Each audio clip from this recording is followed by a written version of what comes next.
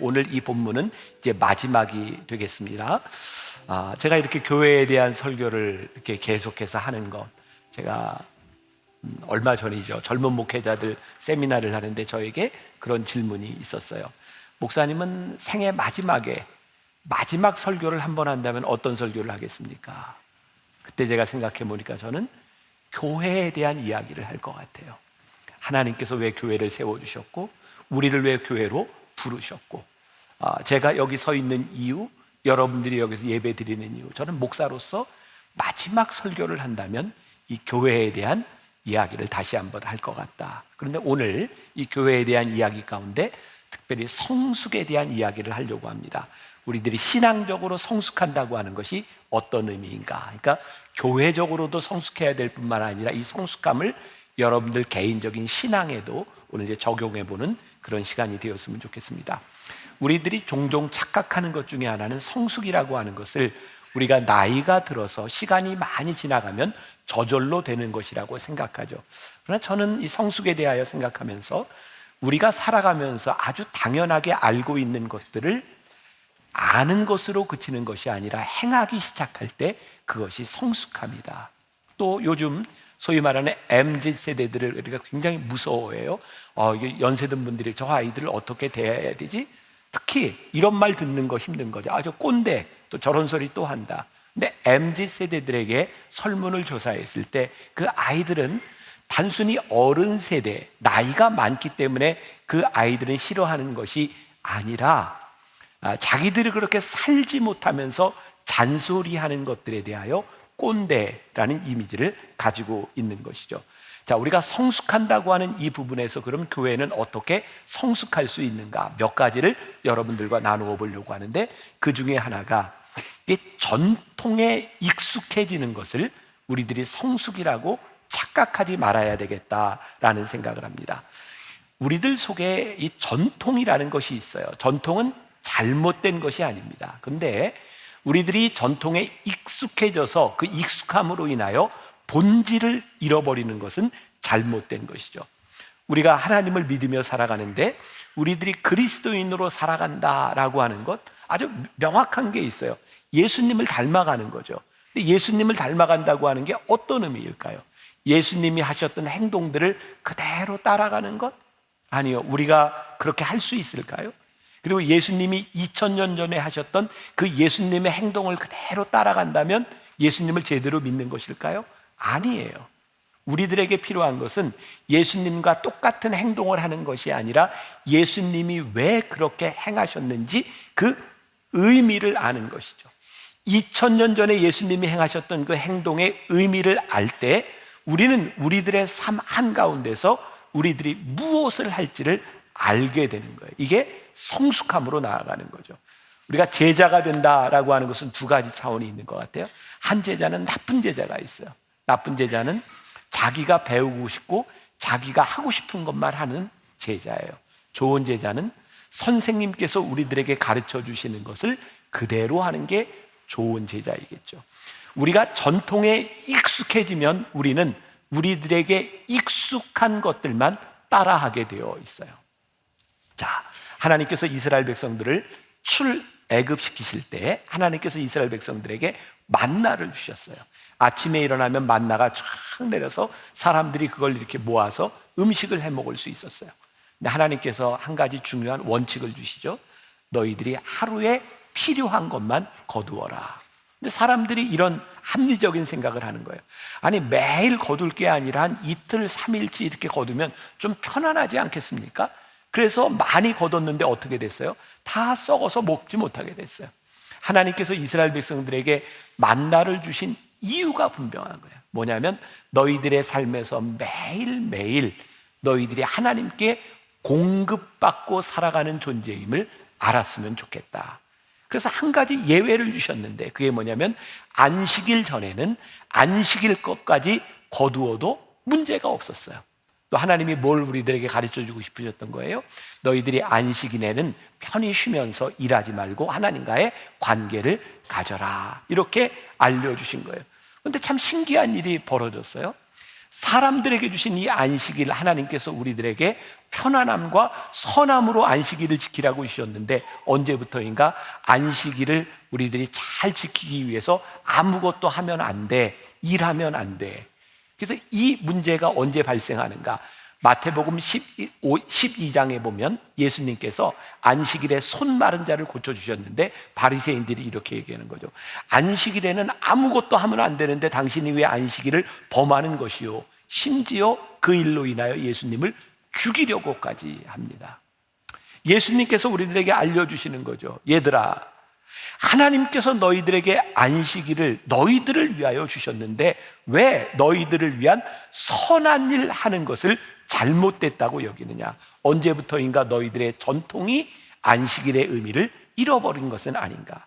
그러니까 신앙이라고 하는 것은 우리들에게서 늘 우리들에게 익숙해진 것 때문에 이것을 하면 안 돼라고 생각하는 것이 아니라 늘 우리의 삶에서 무엇을 해야 할지를 우리들이 고민하기 시작할 때 이 신앙은 생생하게 우리 가운데 살아있을 수 있는 거예요.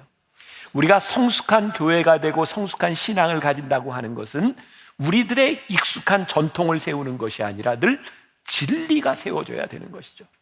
교회는 우리들의 습관이 세워지는 것이 아니라 하나님의 말씀이 세워져야 되는 것이에요. 우리들이 지금까지 했던 전통이 보존되는 것이 아니라 하나님의 뜻이 나타나고 있는 것을 보아야 되는 거예요. 나의 익숙함보다는 하나님의 선하심이 나타나는 것, 이것이 성숙함의 척도인 거예요. 그러니까 여러분들이 신앙생활을 하면서 늘 깨어 있어야 되는 거예요. 야, 나의 이 익숙함, 나의 신앙의 이런 관습들, 이 가운데 하나님의 선하심이 있는가? 이것을 물을 때에 우리들이 성숙했다라고 말할 수 있는 거죠. 두 번째, 우리들이 신앙생활을 하는데 성숙해진다고 하는 것은 사람, 인물에 의해 좌우되지 않는다는 거예요. 오늘 이 교회 안에 누가 리더인가? 여러분들의 공동체 안에 누가 주도하는가? 또 그런가 하면 교회 안에서 제일 힘든 게 그런 거예요. 사람과의 문제인 거예요. 어떤 모임을 하는데 나 저 사람과는 같이 하는 게 힘들어. 저 사람이 내 마음에 들지 않아. 참 신기하잖아요. 우리가 신앙생활하는 가장 기본이 주님의 주 되심을 인정하는 것이고 그 주 되심 아래서 서로 다른 사람들이 신앙생활의 공동체를 이루어가는 것인데 우리들은 늘 사람에 의해서 우리들의 신앙이 늘 흔들리거나 좌우되고 있다고 한다면 우리는 성숙하지 않은 거예요. 자, 우리의 한국 기독교 안에 참 많은 교파들이 있어요.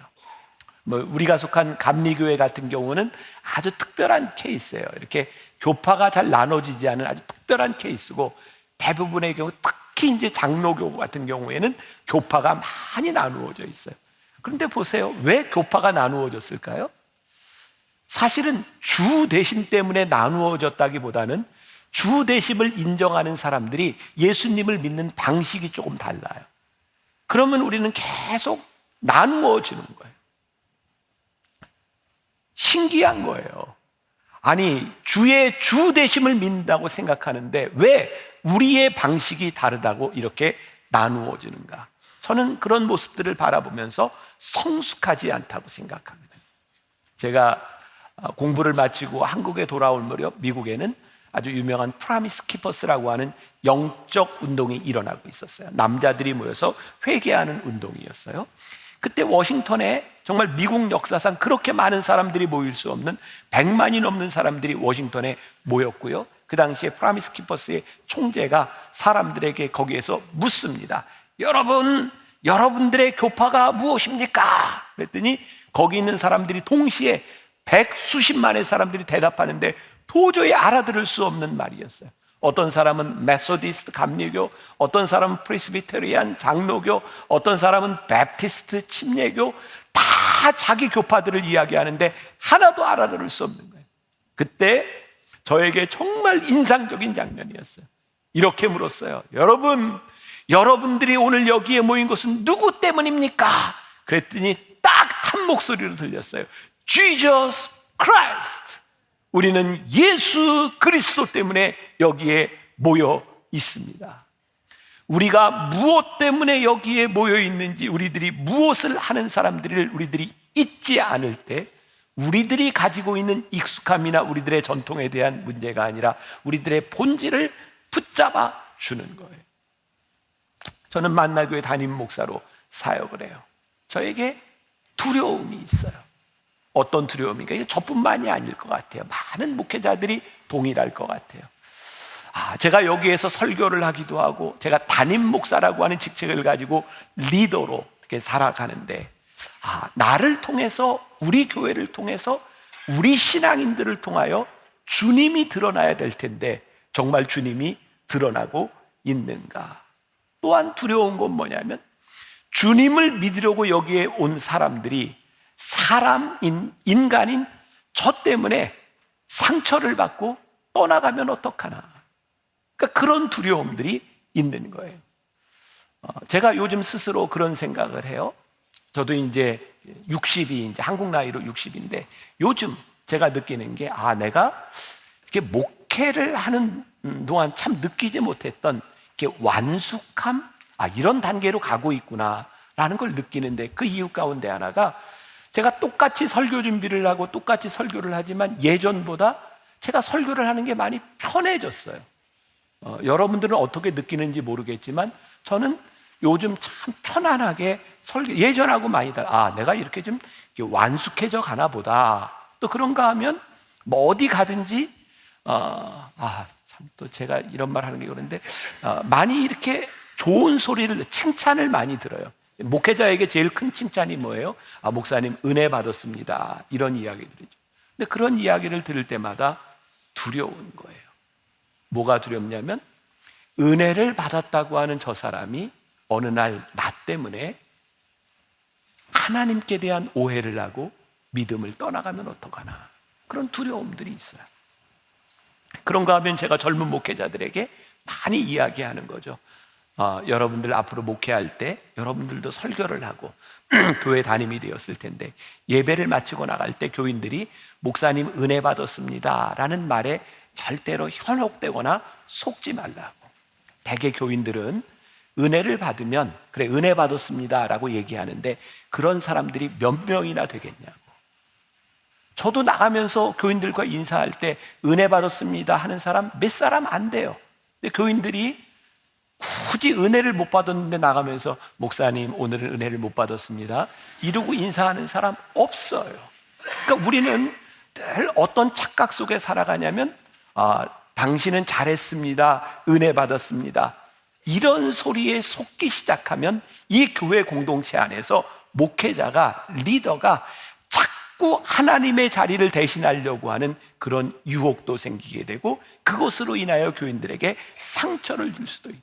아마 여기에 있는 여러분들 중에 새가족 애찬을 지나간 분들은 다 한 번씩 들었을 거예요. 저희 교회 온 분들 중에 뭐 여러 가지 이유가 있지만 여러분들이 그런 얘기를 했어요. 목사님 설교가 신선해서 만나기 위해 왔습니다. 기억나시죠? 그때마다 제 가슴이 덜컥 내려앉는다고. 신선도 6개월이면 끝나는데 저 사람들이 신선도 끝나면 어떻게 할 것인가. 만일 우리가 사람을 바라보고 이 교회에 나온다면 사람 때문에 움직이게 되겠죠. 우리가 예수님을 믿는다고 고백하는 공동체인데 주 대심이 우리들 가운데 없으면 어느 날 이 복음의 본질적인 메시지가 이 메시지를 전하는 메신저에 의해서 흔들릴 수 있는 거예요. 제가 이제 이런 이야기를 하니까 혹시 또 여러분들 중에 아주 이제 마음이 좀 꼬인 사람은 목사님 무슨 문제가 터질 게 있나 봐, 뭐 밑밥을 깔고 있는 거 아니야, 또 뭐 이런 생각을 할지 몰라요. 두려움이 뭐냐면 복음을 전하는 메신저로 인하여 복음이 훼손되는 것처럼 무서운 일이 없는데 여러분들이 혹시 신앙생활을 하다가 여기에서 설교하고 있는 저로 인하여 여러분들의 신앙이 문제가 되고 하나님을 떠나간다면 이거 얼마나 무서운 일이겠는가. 그러니까 우리들이 늘 기억해야 되는 것이 있는데 이 교회 공동체는 누구에 의해서, 어떤 설교자에 의해서, 어떤 리더에 의해서 움직여지는 것이 아니라 우리들이 복음의 메시지와 진리 위에 우리들이 분명히 서 있는가, 이게 우리들 신앙의 중요한 기준이 되어야 되는 거예요. 제가 몸이 많이 아플 때, 그때는 이제 설교를 한 3달, 12주 동안 못할 때죠. 그때는 제가 눈에 물이 차가지고 글씨가 보이지 않을 때였어요. 그래서 제가 알고 있는 한국교회 설교를 잘하는 목사님들에게 제가 전화를 해서 12주 동안 주일 설교를 부탁한 적이 있어요. 그리고 저 스스로 굉장히 만족스럽게 생각했어요. 저 목사님들이 오셔서 설교를 하면 교회에 큰 유익이 되겠다. 그리고 그 시간을 저는 어쨌든 이제 몸이 회복이 돼야 되니까 좀 쉬어야 되겠다. 근데 이제 목회자들에게 제일 힘든 게 뭐냐면 매주 교인들이 줄어가는 모습을 보는 게 힘들어요. 참, 목회자가 하나님 중심적으로 우리는 하나님만 보면서 갑니다라고 아무리 얘기해도 교인들이 주는 건 힘들어요. 근데 제가 그 아픈 상황에서 교인들이 매주 줄어가는데 그 힘든 거예요. 그래서 한 번은 교인들에게 물어봤어요. 왜? 아니 이렇게 유명한 목사님들이 와서 설교를 하는데 왜 교회를 안 나오는 거냐고. 그랬더니 그 젊은 교인이 저에게 참 잊을 수 없는 이야기를 했어요. 목사님, 저 유명한 목사님들의 설교는 그냥 방송에서도 얼마든지 볼 수 있고요. 우리가 필요한 건 설교 잘하는 분이 아니라 목자입니다. 그게 저에겐 굉장히 큰 울림이었어요. 교인들은 목자를 원하는구나. 그런데 그 말이 두려운 거예요. 내가 진짜 목자인가? 이 교회 안에 주님이 목자가 되시고 이 말씀을 전하는 제가 좋은 목자가 되어야 될 터인데, 주님이 주인 되셔야 될 터인데 내가 이 사명을 감당할 수 있는가? 그러면서 제가 목사로서 참 힘든 이야기지만 여러분들에게 진짜 중요한 게 있는 거예요. 여러분들이 신앙생활을 하고 말씀을 듣고 이 안에서 어떤 일을 하든지 여러분들이 분별할 수 있어야 되는 거예요. 저기에서 설교하고 있는 저 목사가 진짜 주 되심을 인정하며 말씀을 전하고 있는지 그렇지 않은지를 여러분들이 분별할 수 있어야 여기 지금 서 있는 설교자에 의해서 흔들리는 사람들이 아니라 하나님 말씀 안에 세워지는 성숙한 사람이 될 수 있는 거예요. 그래서 우리 교회, 우리 신앙인들에게 정말 중요한 것이 있는데 우리들이 사람들에 의해 움직이지 않는 그런 성숙한 사람들이 되었으면 좋겠다. 자, 고린도전서 1장 11절부터 13절에 보면 사도 바울이 그가 개척했던 교인들에게 쓴 편지에 이런 내용이 있어요. 같이 봅니다. 시작. 내 형제들아, 글로에의 집 편으로 너희에 대한 말이 내게 들리니 곧 너희 가운데 분쟁이 있다는 것이라. 내가 이것을 말하거니와 너희가 각각 이르되 나는 바울에게, 나는 아볼로에게, 나는 게바에게, 나는 그리스도에게 속한 자라 한다는 것이니 그리스도께서 어찌 나뉘었느냐? 바울이 너희를 위하여 십자가에 못 박혔으며 바울의 이름으로 너희가 세례를 받았느냐? 사도 바울이 뭐라고 얘기하는 거예요? 그가 개척한 교회 교인들에게 그들이 갈라진 모습을 바라보며 어떤 인물을 따라 그들이 추종자가 생긴 것들을 바라보며 또 사도 바울은 이렇게 얘기해요. 내가 이 교회를 개척했으나 내가 너희를 위해 십자가에 못 박혔냐? 내가 내 이름으로 너희들에게 세례를 주었냐? 내가 이 교회를 개척했다 할지라도 너희들이 따르는 것은 사도 바울이 아니라 주님을 너희들이 따라가야 된다. 이 교회의 주인 되심이 무엇인지를 우리들이 분명히 알아야 된다는 거예요. 우리들이 누구에게 속한 존재인지, 교회는 어떤 인물, 내 뜻이 드러나는 것이 아니라 하나님의 영광이 드러나야 되는 것임을 우리들이 알아야 한다. 제가 언젠가 성령에 대해서 시리즈 설교를 할 때 R.T. 켄달의 책을 가지고 말씀을 나눈 적이 있어요. 내일의 기름 부음이라는 책이었는데 제가 거기에서 잊을 수 없는 게 있어요. 어제의 사람이 있고 오늘의 사람이 있고 내일의 사람이 있다. 성령의 기름 부으심이 끝나서 하나님의 영광이 떠나가면 과거의 사람이 되고, 지금 하나님의 기름 부으심이 있을 때 오늘 쓰임 받는 사람이 되고, 하나님의 기름 부으심을 기대할 때 내일의 사람이 되는 거예요. 제가 어제도 그렇고 오늘도 그렇고 설교하면서 조금 이렇게 지나친 표현을 좀 썼어요. 제가 정말 피를 토하는 심정으로 우리 성도들에게, 우리 목회자들에게 이야기하고 싶은 것입니다. 하나님의 영광이 떠나면 하나님은 그 사람을 쓰시지 않는다는 거예요. 하나님의 기름 부으심이 없으면 하나님이 그 사람을 더 이상 쓰시지 않는다는 거예요. 우리 목회자들 안에, 이 교회 공동체 안에, 말씀을 듣는 여러분들 안에 우리들이 어떤 인간, 사람에 대한 것이 아니라 오늘 하나님의 영광과 하나님의 기름 부으심이 있는가? 그분이 주되심을 우리들이 인정하며 살아가고 있는가? 하나님은 사람을 통해서 일하시지만 하나님의 방법으로 일하시는 분이에요. 기억하세요. 하나님은 여러분들과 저를 통해서 일하시는 분이에요. 그러나 하나님의 방법을 통해서 일하세요. 그러니 여러분들이 하나님의 방법이 아닌 것이라면 그 사람에 의하여 흔들리지 말라고 하는 것이고, 하나님의 일을 하는 데에 그 사람이 필요하지만 하나님은 그 사람만을 가지고 일하시지 않는다는 거예요. 무서운 얘기고 두려운 이야기입니다. 이 사람 없으면 안 될 것 같은데, 이 사람 아니면 흔들릴 것 같은데, 하나님은 그 사람만이 아니라 오늘의 기름 부으심이 있는 그 사람을 통하여 하나님이 쓰신다는, 우리 신앙인들에게 하나님의 영광이 떠나가는 것만큼 비참한 일이 없어요. 더 이상 하나님이 쓰시지 않는 것만큼 비참한 일이 없는 거예요. 세 번째, 돈에 의해 움직이는 교회나 돈에 의해 움직이는 그런 신앙인이 아니었으면 좋겠다. 예수님께서 이런 말씀을 하시죠. 내 보물이 있는 곳에 내 마음도 있다. 이 돈이라고 하는 것은 우리들의 상태, 우리들의 신앙의 성숙함을 가장 잘 보여주는 거예요. 그래서 교회에서는, 성숙한 교회에서는 무엇을 할 때 얼마나 절약했냐, 돈이 얼마나 드냐, 이렇게 물음을 묻고 시작한다면 저는 성숙한 교회가 아니라고 생각해요. 교회가 물어야 되는 질문이 있습니다. 이것은 필요한 일입니까?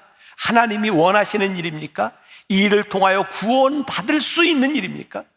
여러분들의 삶에 그대로 적용한다면 여러분들의 삶에 이 돈을 어떻게 쓸 것인가?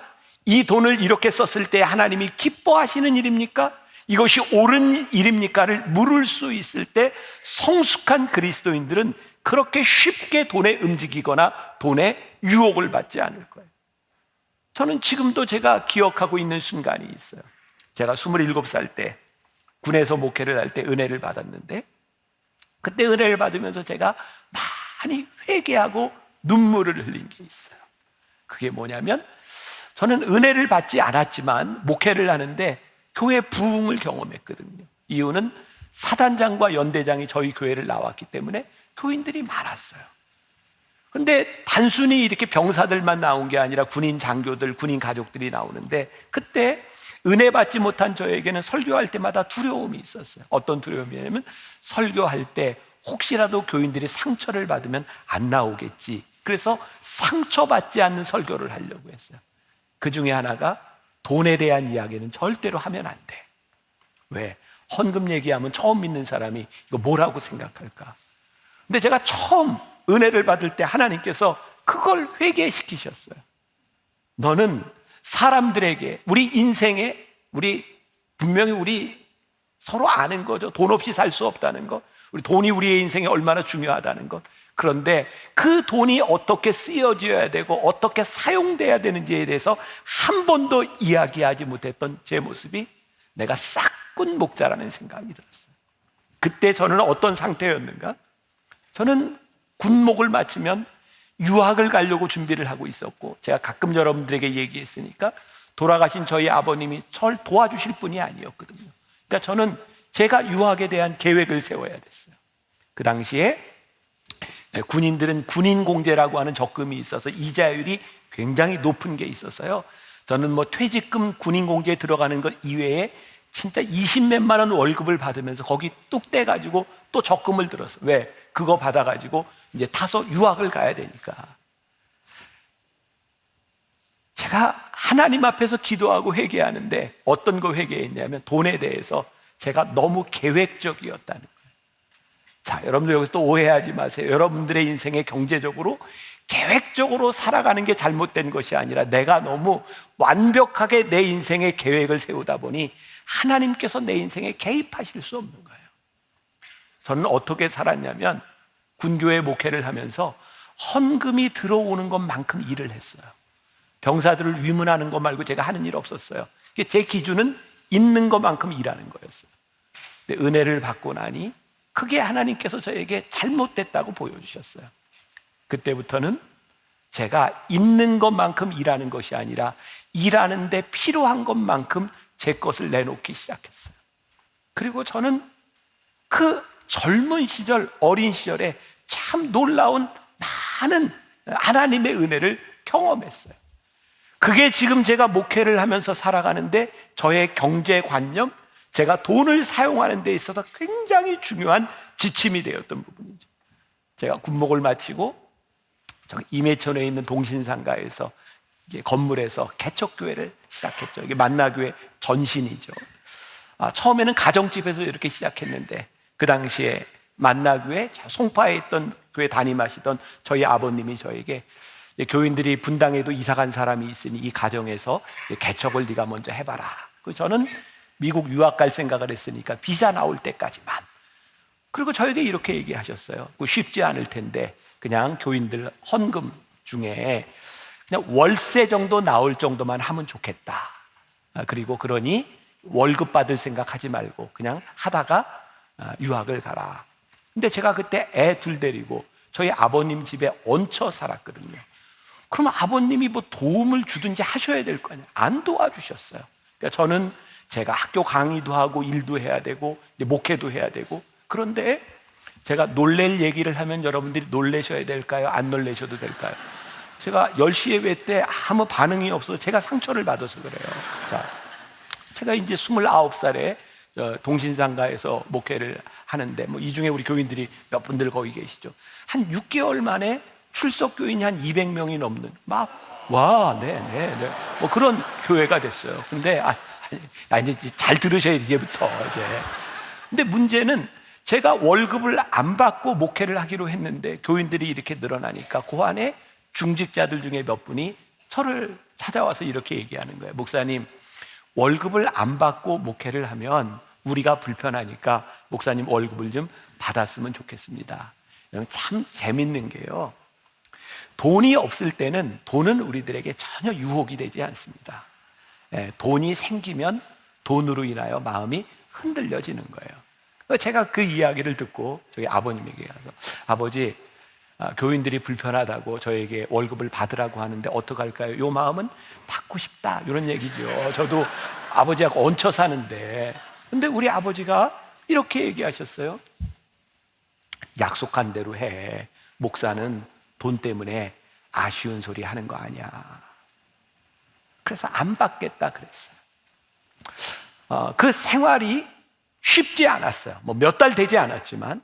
그리고 제가 마지막 이제 교회에 인사를 하고 유학을 떠나기 전 마지막 송별 예배를 드리는 날, 교인들이 저도 모르게 자기들끼리 생각할 때 이 정도 제가 월급을 받았으면 됐겠다 하는 돈의 액수를 달러로 바꿔서 저에게 이렇게 주면서 유학비로 쓰세요 라고 했어요. 그때 제가 했던 경험이 있어요. 하나님께서는 나에게 목회자로서의 자존심을 지키게 하셨고 그 시간을 통하여 교인들의 사랑을 깨닫게 하신 것, 이게 내 목회의 큰 경험이었고 간증이에요. 돈에 의해서 움직이는 것이 아니라 돈을 사용할 수 있을 때 우리는 하나님 앞에서 성숙함을 가지게 되죠. 돈의 유혹에 흔들리지 않는 성숙함, 이것은 우리 교인들이 꼭 가져야 될 부분입니다. 돈에 의해서 움직이는 교회나 돈에 의해서 좌우되는 신앙이 아니라 하나님 앞에서 우리들이 흔들릴 수 없는 그 신앙의 가치는 무엇인가? 자, 제가 지금 이야기하는 건 여러분들 모두에게나 다른 교회 목회자들에게 이렇게 해당돼서도 안 되고 그렇게 여기서는 안 된다고 생각하는 거예요. 하나님께서 저에게 주셨던 그 재정에 대한, 돈에 대한 그런 관념이었어요. 내가 어떻게 이 돈에 있어서 자존심을 지키고 살아가는가. 저희 아버님이 갑자기 돌아가셨어요. 그리고 장례를 치르면서 그냥 정신없이 치르면서 교인들이 이제 부의금을 많이 냈던 것 같아요. 이곳저곳에서. 장례가 끝나고 난 다음에 우리 사남매가 모여서 이 모여진 돈을 어떻게 쓰는 것이 하나님이 기뻐하시고 돌아가신 우리 아버님에게 제일 좋을까. 그래서 그걸 그대로 교회에 장학금으로 내놓게 됐어요. 그때 우리 사남매가 너무 기뻤어요. 저희 어머님 돌아가신 지가 벌써 꽤 되네요. 어머님 돌아가시고 이제 제가 이제 담임 목사가 어느 정도 된 다음이니까 그때 제 생각에 어머님 돌아가셨는데 그 어머님으로 인하여 제가 교인들에게 부담을 주거나 혹시라도 이렇게 돈 이렇게 받는 게 제 마음에 허락이 잘 되지 않았어요. 그래서 우리 부의금 받지 않습니다. 그리고 어머님 장례를 지나갔어요. 우리 아들과 딸 결혼을 시킬 때 물론 기쁘게 축하를 해줄 수 있는 분도 있지만 그렇지 않은 상황 가운데서 담임 목사 아들과 딸이 결혼하는데 이렇게 축의금을 내고 하는 거 이거 저에게 별로 바람직한 일이 아니겠다. 그래서 이거 안 받았으면 좋겠다. 근데 사실 제가 이렇게 모아놓은 돈도 없고 하니까 제가 장로님들한테 제가 안 받고 싶은데 결혼 잔치는 해야 되겠고 장로님들이 잔치를 좀 해주면 제가 안 받았으면 좋겠습니다. 저도 좀 이상한 목사죠. 그래서 장로님들이 잔치를 해주셔서 모아서 그리고 저는 안 받았어요. 그 과정에서 어떤 목사님이 저에게 이런 얘기를 했어요. 목사님, 그분 표현 그대로 합니다. 그러니까 죄송한데 이런 표현을 했어요. 목사님, 쪽팔린 건 한순간이고 돈은 영원한 겁니다. 그러니까 그냥 받으세요. 근데 그때 저는 이런 생각을 했어요. 저에게 중요한 건, 제일 중요한 건 돈이 아니라 저의 명예입니다. 그 명예는 개인적인 명예를 이야기하는 게 아니에요. 제가 목회자로서 제가 지켜야 되는 명예가 저에게는 제일 중요합니다. 자, 제가 모든 부분에서 여러분들에게 만족할 만한 그런 기준을 가지고 살아가느냐? 그렇지 않아요. 그렇지 않은 부분들도 많이 있을 거예요. 그런데 한 가지, 내가 적어도 하나님 앞에서 내가 목회를 하는데 이것만은 지켜야 되겠습니다라고 하는 목회자로서의 자존심, 그게 돈 때문에 흔들리는 사람이 아니었으면 좋겠다. 오늘 여러분들에게 이 신앙을 적용하라고 하고 싶은 것은 여러분들이 저처럼 저와 똑같은 기준으로 살아야 된다고 하는 것이 아니라 여러분들이 하나님을 믿는 하나님의 사람으로 주되심을 인정하는 사람으로 살아가는데 적어도 내가 주님을 주라 고백하며 살아가는데 돈 때문에 여러분들이 하나님의 자녀로서의 자존심을 버리거나 여러분들이 이 세상의 유혹에 그렇게 쉽게 떨어져가는 그런 인생을 살지 않았으면 좋겠다. 지난주에 우리 교회 어떤 분이 팔순을 맞이해서 잔치를 하려고 하다가 자녀들한테 야, 잔치할 돈 다 가져와. 그래서 헌금으로 가져오셨어요. 그걸 선교비로 아프리카에 보냈으면 좋겠다. 저는 우리들이 돈을 쓰는 방식이 많이 있다고 생각해요. 여러분들의 가치가 어디에 있느냐에 대한 부분이겠죠. 그러나 한 가지 분명한 것이 있다. 주 되심을 인정하는 믿음의 사람들이 살아가는 삶의 방식, 그 돈 문제에 있어서 여러분들이 성숙했으면 좋겠다. 또 우리의 신앙이 어떤 프로그램에 의해 움직이는 그런 신앙들이 아니었으면 좋겠다. 누가복음 6장 46절에 보니까 너희는 나를 불러 주여 주여 하면서도 어찌하여 내가 말하는 것을 행하지 아니하느냐. 보면 많은 사람들이 프로그램을 따라다녀요. 여러분들 중에도 만나게 오게 된 이유 가운데 하나가 어떤 좋은 프로그램이 있어서 무얼 하다가 이거 참 좋다, 그렇게 오신 분들도 있을 수 있어요. 요즘 저는 그런 생각이 종종 들어요. 너무 좋은 프로그램들이 많아서 말씀대로 살 시간이 없어요. 좋은 프로그램 하다가 여러분들이 좋은 프로그램 때문에 교회가 결정이 되고 좋은 프로그램이 있는 교회에서 신앙생활을 하다가 보면 어느 날 더 좋은 프로그램을 또 따라가지 않겠어요? 이 말 오해하지 마세요. 여러분들이 만나교회에서만 신앙생활을 해야 된다, 교회를 옮기면 된다, 이런 이야기 하는 게 아니에요. 우리들이 정말 따라가야 되는 것, 우리들이 바라봐야 되는 것들은 프로그램이 아니라는 거예요.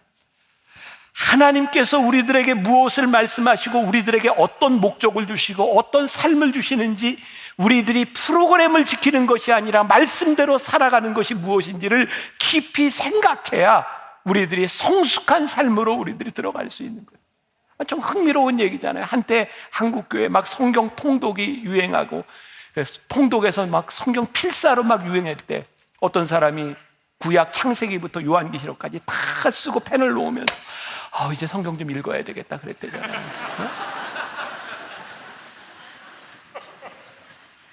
그게 프로그램에 중독된 신앙인들, 유치한 신앙인들의 모습. 여러분 오해하시는 거 아니죠? 성경 통독이 잘못되거나 성경 필사가 잘못된 것이 아니라 우리들의 신앙이 어느 날부터인가 이 프로그램을 다 하면 됐다고 생각하는 유치한 사고가 아니라 우리가 오늘 하나님의 말씀대로 살아가고 하나님의 말씀대로 우리들이 움직여지고 있는가를 고민하고 생각하라는 거예요. 말씀 결론을 맺습니다. 정말 우리의 인생을 열심히 바쁘게 살았구나.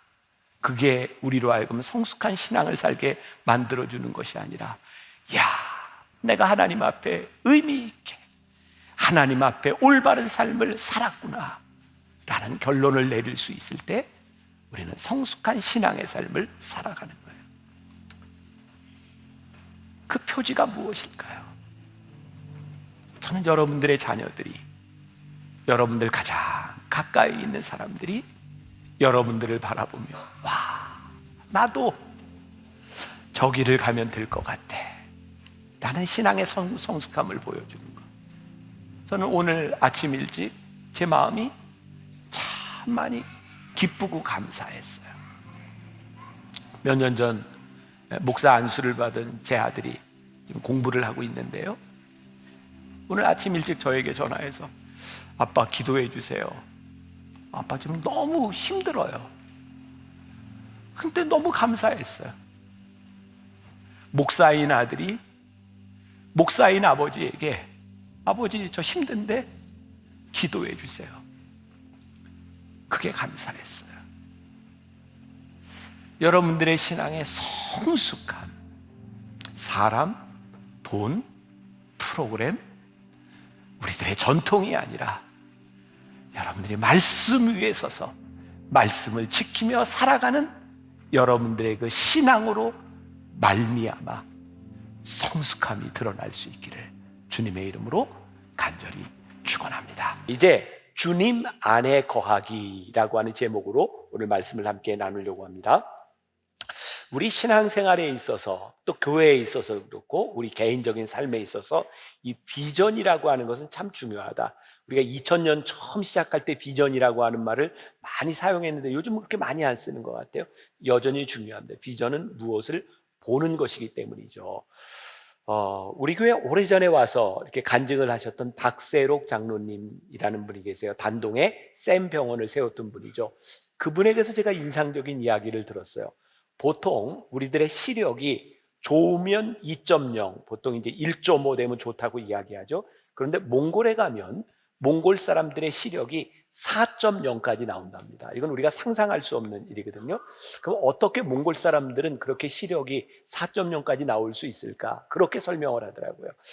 어렸을 때부터 드넓은 초원, 저 먼 그 초원들을 바라보며 살다 보면 그렇게 눈이 좋아질 수 있다. 저에게는 그렇게 적용이 되는 거예요. 우리들이 무엇을 보느냐에 따라 우리들이 볼 수 있는 한계가 달라질 수 있다.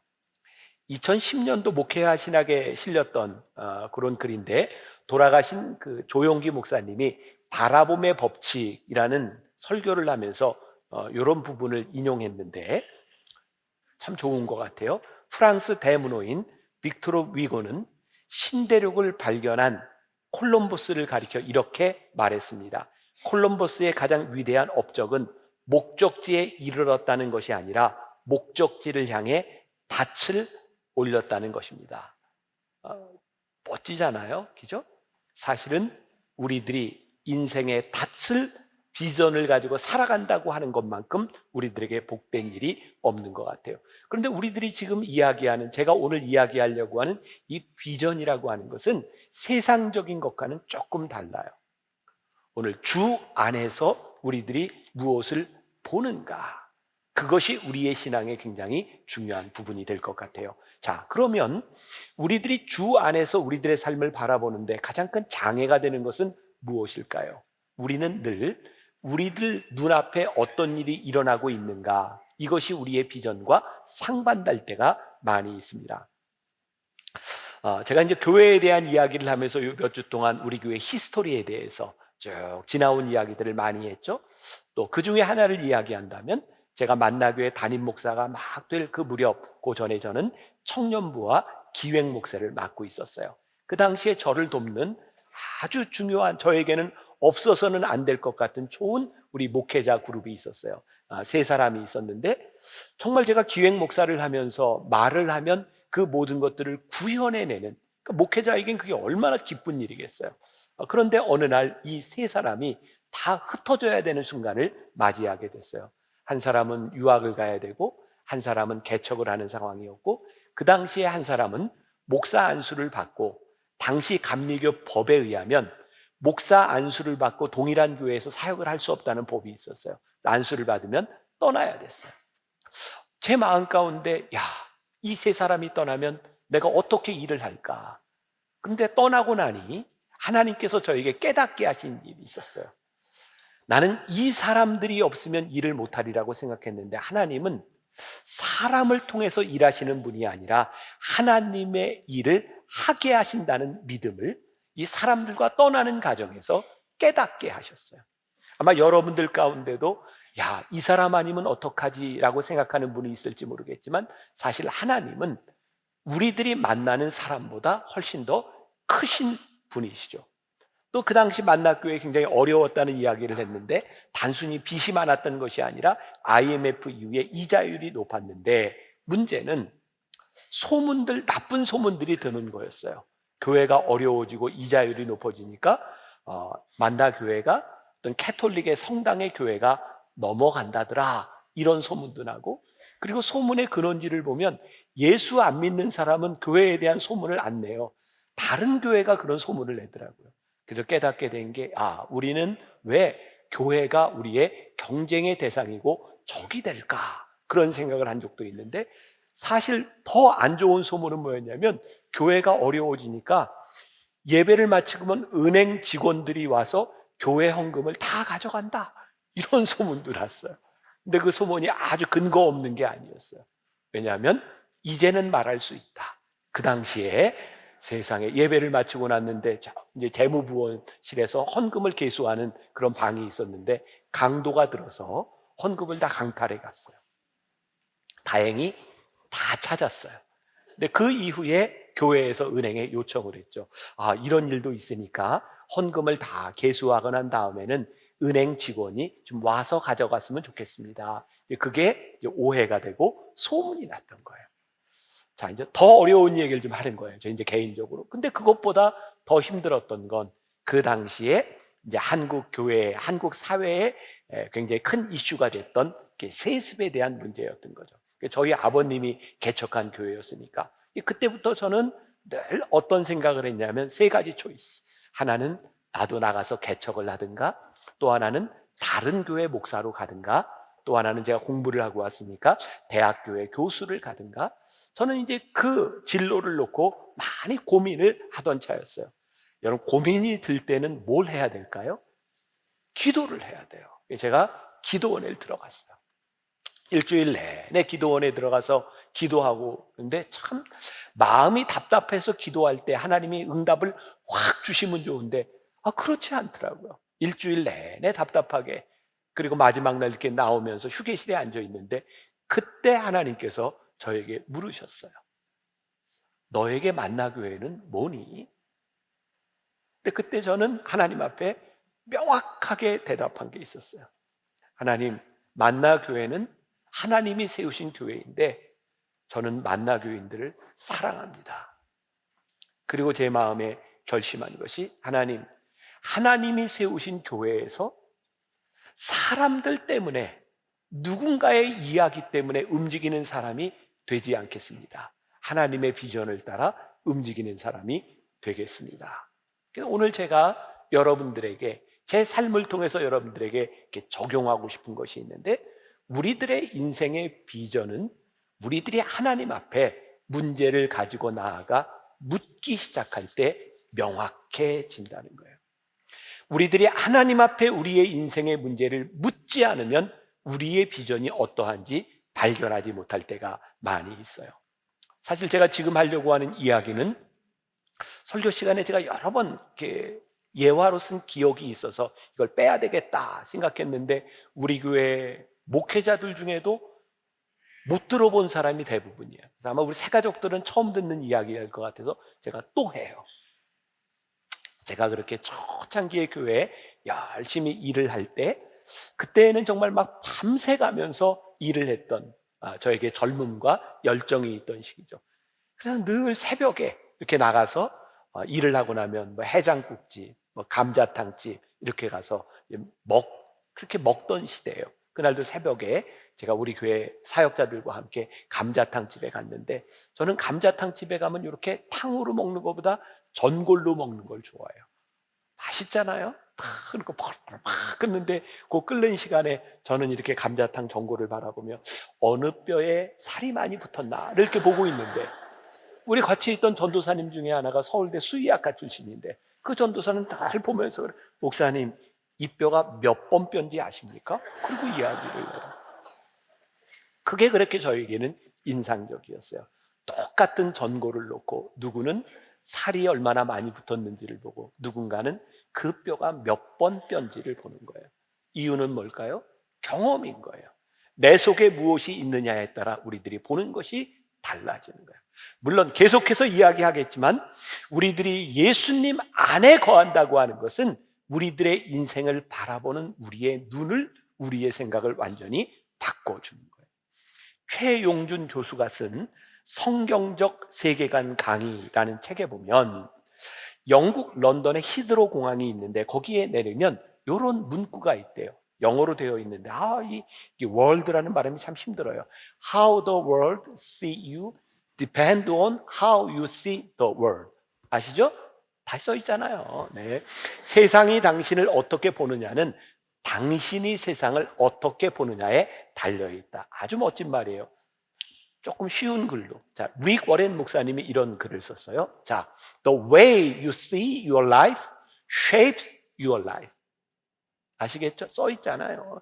당신이 당신의 삶을 보는 방식이 당신의 삶을 결정한다. 그러니까 우리들의 안에 무엇이 있어서 무엇을 보느냐가 우리들의 삶을 결정해 주는 거죠. 그리고 히드로 공항에 가면 이런 그림이 있는데, 사진이 있는데, 저 사진을 보면서 어떤 사람들은 저거 스타일이네 라고 생각하고, 어떤 사람은 군인이네, 어떤 사람은 암 투병에서 이긴 서바이벌, 투병하는 사람이네, 이렇게 보기도 한다는 거죠. 흥미롭잖아요. 우리들 안에서 어떤 일이 일어나고 있느냐에 따라 우리들이 보는 것이 달라지는 거예요. 자, 성경 히브리서 11장 믿음장에 보면 6, 7, 8절에 이렇게 말씀하고 있어요. 같이 봅니다. 자, 시작. 믿음이 없이는 하나님을 기쁘시게 하지 못하나니 하나님께 나아가는 자는 반드시 그가 계신 것과 또한 그가 자기를 찾는 자들에게 상 주시는 이심을 믿어야 할지니라. 믿음으로 노아는 아직 보이지 않는 일에 경고하심을 받아 경외함으로 방주를 준비하여 그 집을 구원하였으니, 이로 말미암아 세상을 정죄하고 믿음을 따르는 의의 상속자가 되었느니라. 믿음으로 아브라함은 부르심을 받았을 때에 순종하여 장래의 유업으로 받을 땅에 나아갈새 갈 바를 알지 못하고 나아갔으며. 저는 가끔 이렇게 설교 준비를 하다가 이렇게 말씀을 인용할 때면 그런 생각이 들곤, 이건 그냥 아무 설명할 필요 없이 우리 성도들이 그냥 이 말씀만 묵상하면 좋겠다, 그걸로 족하다. 이 말씀이 사실 그런 부분이에요. 노아에 대해서 뭐라고 이야기하냐면, 노아는 아직 보이지 않는 곳에 경고함을 받아 방주를 준비했다는, 아직 사람들은 아무도 모를 때 노아는 그것을 보았다는 이야기예요. 아브라함에 대해서 뭐라고 얘기해요? 아브라함은 갈 바를 알지 못하고 하나님이 지시하는 곳을 향해 갔다는 거예요. 믿음의 근거가 뭐예요? 하나님이 우리들에게 보여주시는 것이 무엇인지를 보는 거예요.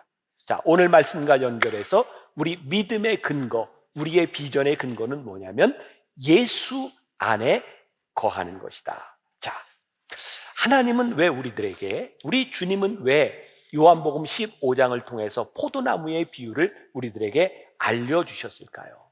그 이유는 우리들의 삶에 풍성한 열매 맺기를 원하시기 때문이죠. 자, 그래서 이 비전의 근거, 분명한 것은 요한복음 15장 16절에 나와 있어요. 자, 같이 한 목소리를 봅니다. 시작. 너희가 나를 택한 것이 아니요 내가 너희를 택하여 세웠나니 이는 너희로 가서 열매를 맺게 하고 또 너희 열매가 항상 있게 하여 내 이름으로 아버지께 무엇을 구하든지 다 받게 하려 함이라. 이 포도나무 원리 가운데 뭐라고 말씀하냐면, 야, 내가 너희를 택했어. 너희가 나를 택한 게 아니야. 그 이유는 너희로 하여금 열매를 맺게 하려고 내가 너희를 택했어. 그러면 우리 마음속에 이 비전이 분명하게 살아있을 때 우리들에게 어떤 소망이 있어요? 오, 하나님은 우리의 인생을 통해서 열매 맺기를 원하시는구나. 근데 저는 이 열매 맺는다고 하는 것을 이렇게 표현하는 걸 좋아해요. 우리의 인생에 하나님은 탁월한 삶을 살아가기를 원하시는구나. 세상적인 기준에서의 탁월함이 아니라 우리 인생의 탁월함은 하나님이 우리를 부르신 목적이 분명할 때 저는 그게 탁월한 삶이라고 생각하거든요. 이건 세상의 기준이 아니에요. 그리고 우리의 탁월함은 어떻게 증명되냐면 우리들의 삶을 통하여 하나님이 영광을 받으실 때 저는 그게 탁월함이라고 믿어요. 세상 사람들이 어떤 성공을 하든 그 성공을 통하여 하나님이 영광을 받으시지 않는다면 그것은 성경적 의미에서 탁월함은 아닐 것 같아요. 목적이 있는 삶, 그 삶은 우리들이 끊임없이 물어야 되는 거예요. 내가 예수 안에 거하고 있는가? 그런 찬양이 있죠. 나의 안에 거하라 나는 내 하나님이니 모든 환난 가운데 너를 지키는 자라 두려워하지 말라 내가 널 도와주리니 놀라지 말라 내 손 잡아주리라 내가 너를 지명하여 불렀나니 내 것이라 내 것이라 너의 하나님이라 내가 너를 보배롭고 존귀하게 여기노라 너를 사랑하는 내 여호와라 내가 너를 지명하여 불렀나니 너 내 것이라 내 것이라 너의 하나님이라 내가 너를 보배롭고 존귀하게 여기노라 너를 사랑하는 내 여호와라 내가 너를 지명하여 불렀나니 너는 내 것이라. 이게 요한복음 15장에 있는 포도나무 비유의 원리예요. 예수 안에 우리들이 거한다고 하는 것은 예수님 안에서 우리들이 주님을 전적으로 신뢰한다는 거예요. 여러분, 우리가 주님을 신뢰하지 못하면서 우리들이 주님 안에 거하고 있다는 생각을 할 수 있을까요? 우리가 주님의 품을 떠나서는 내가 아무것도 할 수 없는 존재입니다 라는 것이 우리들 속에 있을 때 그게 믿음이에요. 여러분 생각해 보세요. 언제 나 스스로 그래 나는 믿음 생활을 잘하고 있어 이렇게 느껴질 때 여러분들이 살면서 내가 믿음이 바닥을 치고 있어 그때가 언제인가요? 내가 주님을 믿고 내 삶을 주님께 맡기고 있구나 라는 느낌이 들 때 그래 내가 믿음을 가지고 있어. 스펄전 목사님이 설교하면서 참 구원의 은혜라고 하는 책에서 나오는 표현인데 전 이 표현이 너무 멋져요. 청교들은 recumbency, 기댐이라는 말로 믿음을 설명하곤 했다. 어떤 것에 몸을 기댄다는 뜻이다. 당신의 온 몸을 그리스도께 기대라. 만세반석 위에 온몸을 쭉 뻗고 드러눕는 것을 생각하면 된다. 예수님을 의지해라. recumbency라고 하는 말이 이렇게 흔히 쓰이는 단어는 아닌데 기댐이라는 말이거든요. 이게 상상을 해보세요. 여기에 바위가 있고 제가 여기 강대상에 있어요. 제가 여기를 기대요. 근데 기대는데 좀 불안해. 그 힘은 발에 두고 있어요. 그럼 한참 기대고 있으면 편안할까요? 발이 아플까요? 발이 아파요. 이건 기댄 게 아니에요.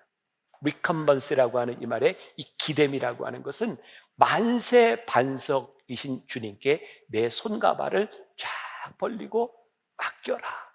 그리고 편안함을 느껴라. 만일 우리들이 예수님을 신뢰한다고 하는데 주님 안에 있다고 하는데 내 삶을 주님께 맡기지 못한다면 여전히 우리들의 삶은 고달픈 거예요. 내 힘으로 내가 서 있는 거예요. 우리들이 주님을 신뢰한다고 하는 것은 주님께 내 몸을 맡기는 것을 의미하는 거예요.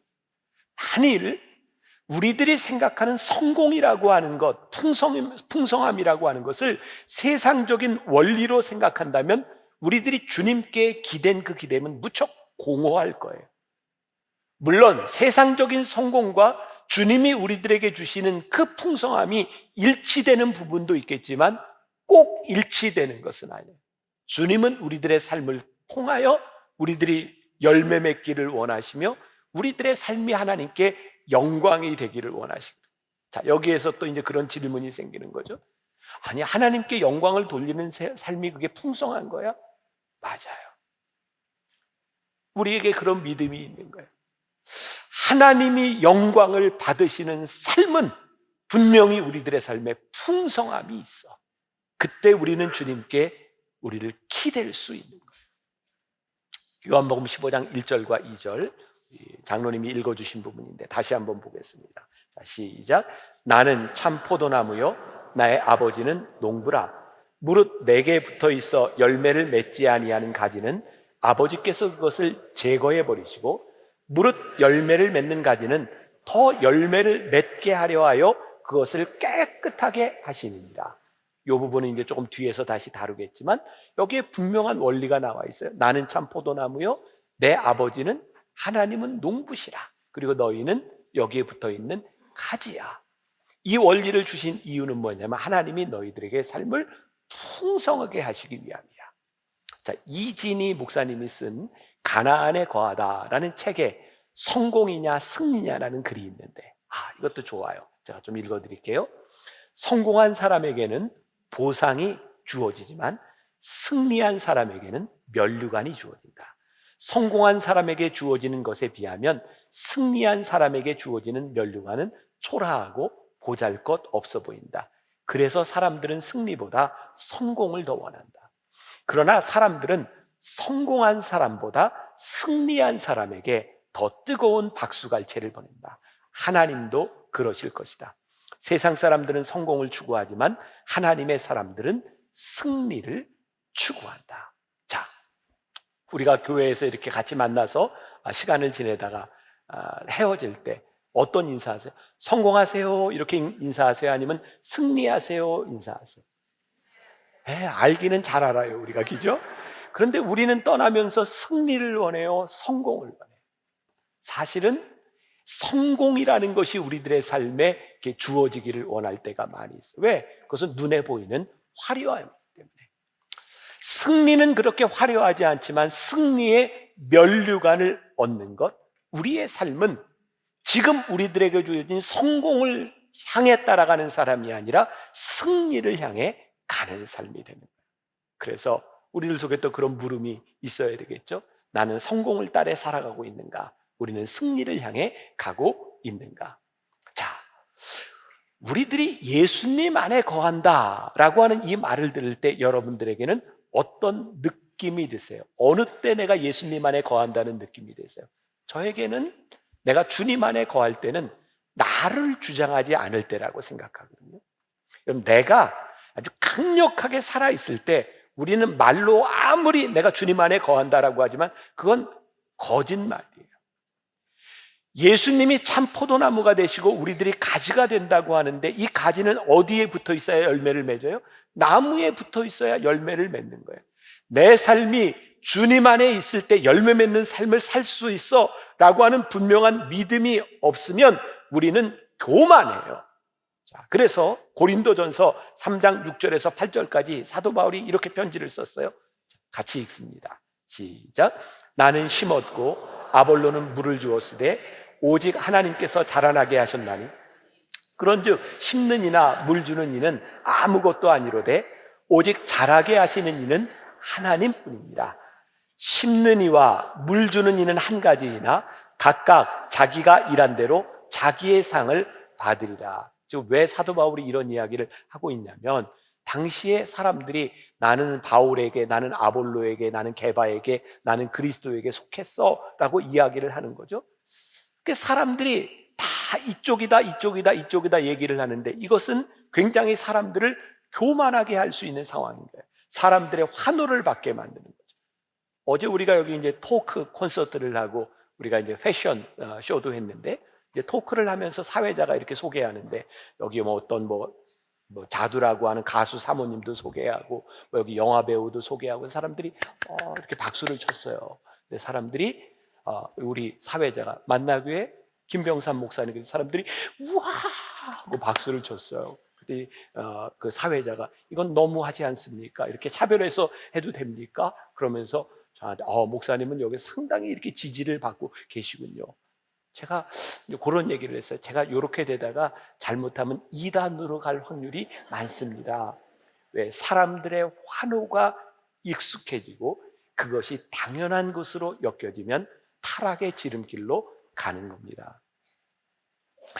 사도 바울 시대에 그런 일이 있었다는 거예요. 아볼로는 성경을 잘 가르치는 사람이라 사람들이 나는 아볼로 편이야.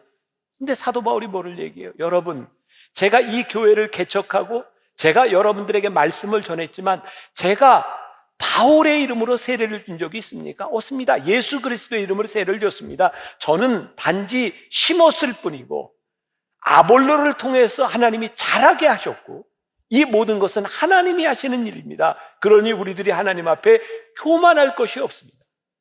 우리가 예수 안에 거한다는 가장 명확한 표식 중에 하나는 무엇이냐면 끝까지 하나님 앞에 겸손할 수 있을 때 그것이 분명한 표징이 되는 거죠. 자, 또 박대용 목사님이 쓴 예수님을 따라가는 요한복음에 보면 또 좋은 그 표현이 하나 있어요. 한번 보여주세요. 이 good, 선한이라고 하는 이 말에서 god만 딱 드러나면 뭐가 남아요? O, zero가 남습니다. 그런데 아무것도 아닌 저 zero에 nothing에 god, gat을 넣으면 뭐가 돼요? good이 된다. 제가 감동하는 일에 여러분들이 감동이 잘 안 돼요. 저에게 너무 감동적이에요. 그렇구나. 우리의 인생의 선함 가운데 하나님이 빠지면 그 아무것도 아닌데 아무것도 아닌 인생 가운데 하나님이 함께 하시면 그 선함을 우리들이 경험할 수 있는 거구나. 우리들에게 이 믿음, 예수 안에 거할 때 우리들이 선하고 풍성한 열매를 얻을 수 있다는 이 믿음을 우리들이 가지고 있는가. 수년 전입니다. 제가 후안 카를로스 오르티즈 목사님의 책을 보면서 굉장히 많은 영향을 받을 때였어요. 그 책을 통해서 저에게 큰 도전이 되었던 것은 뭐냐면 하나님은 우리의 최선이 아니라 하나님의 방법으로 우리를 사용하신다는 거였어요. 지난주에 제 아내하고 둘이 이렇게 밥을 먹으면서 이야기를 하다가 제 아내가 저에게 아마 굳은 결심을 하고 저에게 그런 얘기를 했던 것 같아요. 긴장하고 들어주세요. 제가 요즘 가장 많이 신경을 쓰고 준비하고 노력하는 것 중에 하나가 저 아직 은퇴가 많이 남았어요. 많이 남았는데 자꾸 제가 은퇴에 대한 이야기를 하니까 사람들이 왜 자꾸 그러냐. 근데 저에게는 늘 그런 마음이 있는 거예요. 하나님, 교회가 하나님이 세워주신 교회인데 이 교회가 계속해서 복된 교회로 잘 가야 되지 않겠습니까? 그래서 늘 제 마음 가운데 저는 다음 후임 목사님은 어떤 분이 될까? 그리고 어떻게 교회가 잘 갈 수 있을까? 그런 고민들을 계속 하는 거예요.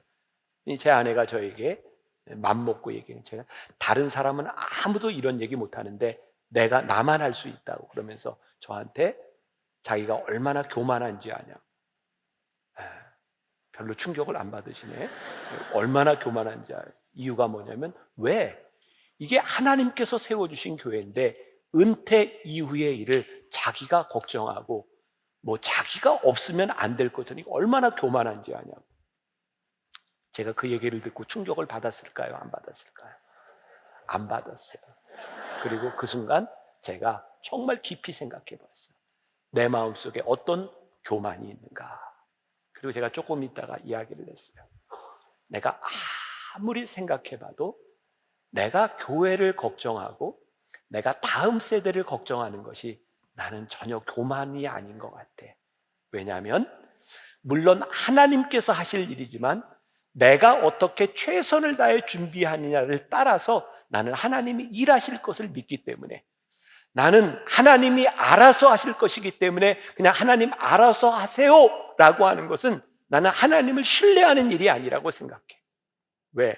적어도 하나님은 나의 노력으로 일하시는 분은 아니시지만 내가 하나님 앞에 최선을 다하여 준비할 때 하나님은 하나님의 일을 하실 것을 믿기 때문이에요. 저에게 그런 경험이 있었거든요. 제가 어떤 학교에 채플을 인도하러 갔을 때 저 참 성실하게 준비하는 스타일이에요. 이렇게 오늘도 지금 10장 이렇게 써서 준비해 왔어요. 제가 한 번도 이렇게 안 써본 적이 없어요. 성실하죠. 저 열심히 준비해요. 그러니까 채플에서도 그렇게 준비를 하고 설교를 하려는데 하나님이 저에게 강력한 마음을 주시는 거예요. 오늘 네가 설교한 이 준비가 이 학생들에게 적절하지 않다는 거였어요.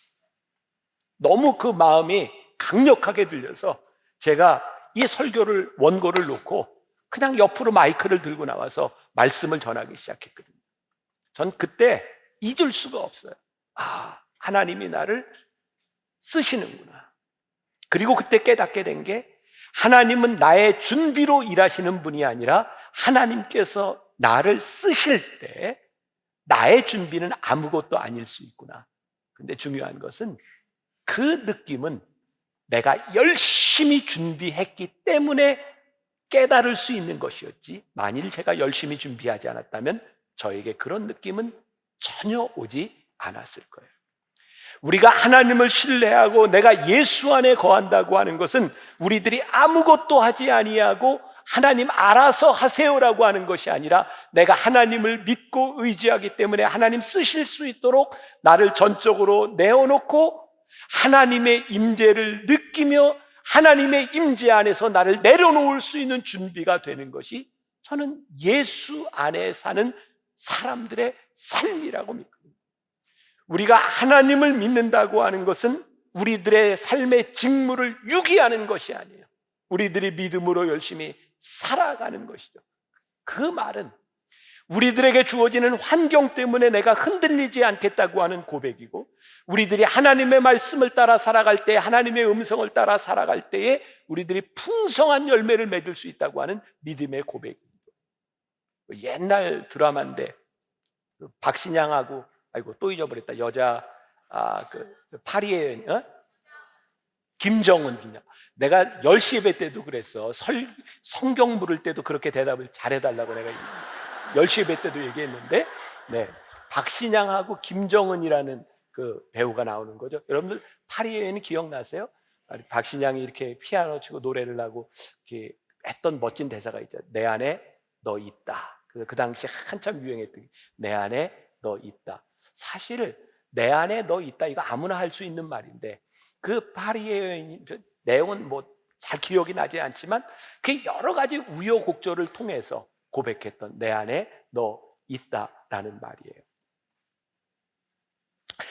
예수님이 우리 안에 계시고 내가 예수님 안에 있다고 하는 것은 그냥 평범한 환경 속에서 이루어지는 것이 아니라 어떤 환경 가운데도 내가 주님을 의지하며 주님 내 안에 계십니다 라는 고백이에요. 저는 이 고백이 참 멋지다는 생각이 들거든요. 주님 내 안에 계십니다. 내가 주님 안에 있습니다. 내가 주님께 기댈 수 있습니다. 당신이 내 안에 계심으로 인하여 내 삶이 변화될 수 있는 것을 저는 믿습니다. 주님이 내 안에 계시니 내 삶에 새로운 역사가 일어날 수 있다는 것을 제가 믿습니다. 나는 참 포도나무요 너희는 가지니 너희가 내 옆에 붙여 있으면 너희들이 풍성한 열매를 맺을 수 있어. 이 믿음의 고백을 우리들이 하는 거죠. 이 존 맥스웰이 쓴 열매 맺는 지도자에 보면, 제가 오늘 책 얘기를 많이 하는데 이 책도 참 좋은 책, 오래된 책인데 이 안에 그런 이야기가 나와요. 어떤 깊은 계곡에 이제 다리가 하나 나 있는데 거기에 코끼리가 다리를 건너가게 되는 상황이에요. 근데 그 코끼리 위에 생쥐가 이렇게 앉아서 같이 이제 다리를 건넙니다. 코끼리가 다리를 탁 발을 내딛는 순간 다리가 흔들려요. 얼마나 무서웠겠어요. 아무튼 긴장을 하고 탁 다리를 건넜어요. 그랬더니 생쥐가 코끼리한테 아유 우리 같이 건너는데 나 때문에 다리가 흔들렸지? 라고 이야기를 해요. 웃기는 얘기죠. 그럼 다리가 흔들린 건 생쥐 때문일까요? 코끼리 때문일까요? 코끼리 때문에 흔들린 거예요. 자기는 그냥 얹혀간 거예요. 그러면서 이 책에서 그런 얘기예요. 백마 신드롬. 백마가 왕자를 태우고 쫙 이렇게 성에 들어갔는데 그 백마 탄 왕자를 사람들이 막 환호하고 그러는데 이 백마가 자기한테 하는 줄 알고 히잉 하고 올라가면 어떻게 된다고요? 바로 맞아 죽어요. 왜? 그럼 왕자가 떨어지니까. 백마는 자기 때문에 사람이 환호하는 것이 아니라 자기 위에 왕자 때문에 환호한다는 것을 알아야 되는 거예요. 우리가 예수 안에 거한다고 하는 이 믿음이 우리로 하여금 아주 겸손하게 만들어져요. 우리가 열매를 맺는 것은 내 능력이 아닙니다. 주님께서 나로 하여금 이 열매를 맺게 하셨습니다. 그래서 예수 안에 거하는 사람들에게 나타나는 중요한 표징이 있다. 열매 가운데 겸손이 있고 그 열매를 통하여 하나님께 드러나는 영광이 있다. 제가 요 근래 계속 그런 얘기를 하고 있어요. 하나님 정말 저에게 깨닫게 하신 일이 있는데 그게 뭐냐면 우리들의 삶을 통해서 하나님이 영광을 받으실 때 하나님이 기뻐하시는 일일 때 그 삶이 정말 하나님 기뻐하시는 일이군요. 오늘 비유해 보니까 아버지는 농부라 그러셨어요. 그러면서 2절에 보니까 농부는 열매를 잘 맺기 위해서 가지를 잘라버리기도 하고 또 깨끗하게 하신다 그랬어요. 오늘 우리 유스 콰이어, 유스 오케스트라 또 오늘 아이들이 세례식을 했는데 이렇게 아이들 행사할 때만 되면 이렇게 카메라를 찍는 분들이 많이 있죠. 저는 누구 엄마고 누구 애인지 알아요. 찍는 사람들은요 다른 사람 아무도 신경 안 쓰고 자기애만 찍어요. 그렇죠. 사람들은요 여러분들한테 별로 신경을 안 쓰는데 여러분들 교회 올 때 옷도 이렇게 잘 입고 뭐 잘못된 거 없나 이렇게 보고 오셨죠? 아니에요? 사람들은 여러분들한테 별로 신경 안 써요. 나는 나에게 신경을 쓰고 내가 관심을 가지고 있는 사람에게 신경을 쓰는 거예요. 오늘 성경이 뭐라고 얘기하세요? 아버지가 농부가 되셔서 너희 인생에 풍성한 열매를 맺게 하도록 너희 가지 중에 잘못된 가지가 있으면 아버지께서 그 가지를 제해버리셔. 우리가 이 포도나무 비유 가운데 들어와 있을 때 지금 여러분들의 인생에 어떤 분들은 가시가 잘라지는 아픔을 경험하는 사람이 있어요. 근데 우리들이 어떻게 깨달아요? 하나님 아버지께서 내 인생에 잘못된 가지를 제해 주시는구나. 그리고 우리를 깨끗하게 하시려고 하나님께서 우리의 인생에 손을 대신대요. 어제였어요. 우리 어린아이들 이렇게 세례식을 거행하는데 제가 다 세례식을 거행하고 난 다음에 아이들이 하얀 옷을 입고 있더라고요. 얘들아, 너희들이 왜 하얀 옷을 입고 있는지 아니? 근데 애들이 대답을 안 해요. 대답을 안 하면 제가 대답을 하죠. 그래. 왜냐하면 너희들이 하얀 옷을 입고 있는 것은 너희들이 세례를 받는 순간 하나님이 너희를 깨끗하게 하셨다는 얘기야. 너희들 이 깨끗한 옷에 누가 조그만 분필, 무슨 연필로 혹은 매직으로 조금만 이렇게 표시를 해도 그게 드러나지 않겠니? 하나님이 너희를 깨끗하게 하신다는 말은, 너희도 알고 순결하게 하신다는 말은, 너희들의 인생에 오점이 있을 때, 너희들의 죄가 있을 때 하나님이 이 모든 것을 명확하게 드러나게 하신다는 거야. 제가 아이들한테 이런 얘기를 하면서도 멋있는 거예요. 제가 참 어떻게 아이들한테 이렇게 잘 설명을 할 수 있을까? 하나님이 여러분들에게 풍성한 열매를 맺게 하시고 여러분들을 깨끗하게 하신다는 것은, 우리들이 예수 안에 거한다고 하는 것은 우리들의 삶을 풍성하게 하기 위하여 우리들의 잘못된 가지를 잘라버리시고 여러분들을 깨끗하게 유지하기 위하여 여러분들의 죄를 사하시는 일이 우리 가운데 일어난다는 겁니다. 예수 안에 거하는 삶. 오늘 여러분들이 예배를 마치고 이 세상에 나아가서 예수 안에서 예수님이 주시는 비전과 예수님이 주신 마음을 가지고 한 주간을 승리할 수 있기를 주님의 이름으로 간절히 축원합니다.